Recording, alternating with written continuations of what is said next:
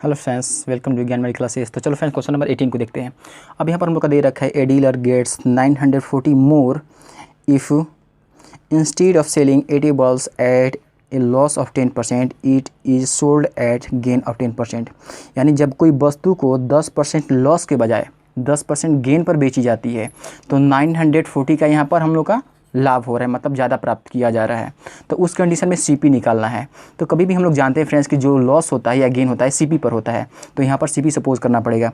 हम लोग सपोज कर लेते हैं,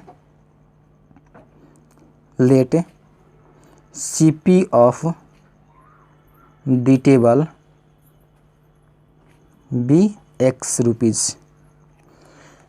तो यहाँ पर सीपी हो गया। तो हम लोग पहले कंडीशन में अगर हम लोग लिखते हैं यानी SP1 इक्वल टू अगर निकालते हैं तो यहाँ पर हम लोग क्या हो जाएगा, पहले कंडीशन में तो लॉस पर बेचा जा रहा है, तो यहाँ पर होता है हम लोग का formula CP into 100 minus loss percent upon 100 होता है।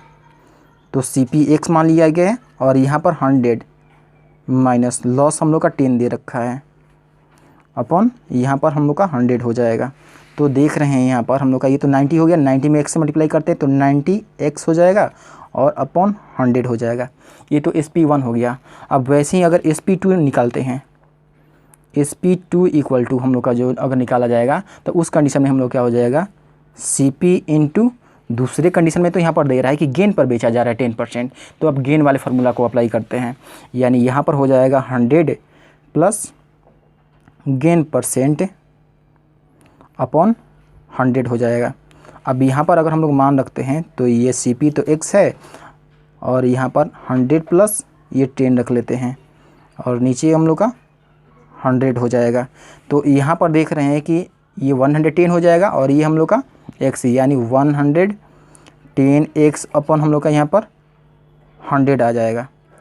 तो हम लोग का क्वेश्चन में दिया गया था फ्रेंड्स कि जो 10% गेन पर बेच रहे हैं, यानी हम लोग 10% गेन इस पर अगर बेच रहे हैं तो इसको जो है 940 रुपीज़ का ज़्यादा मतलब फ़ायदा के रूप में प्राप्त हो रहा है।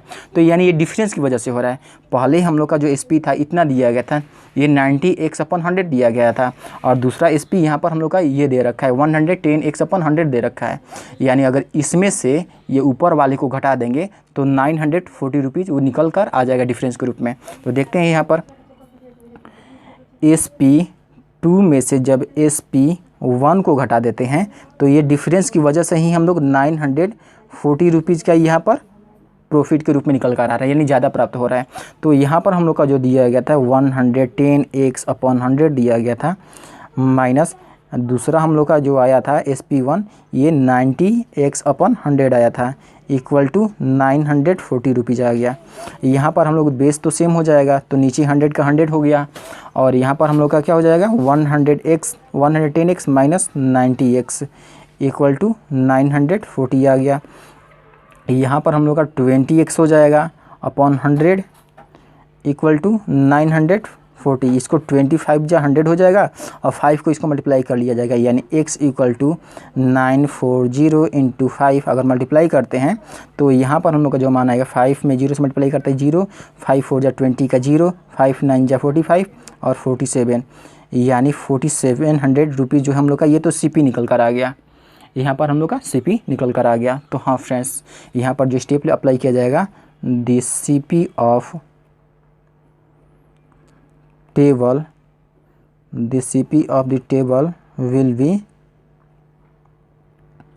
₹4700 निकल कर आ जाएगा। तो इस प्रकार सॉल्व कर सकते हैं।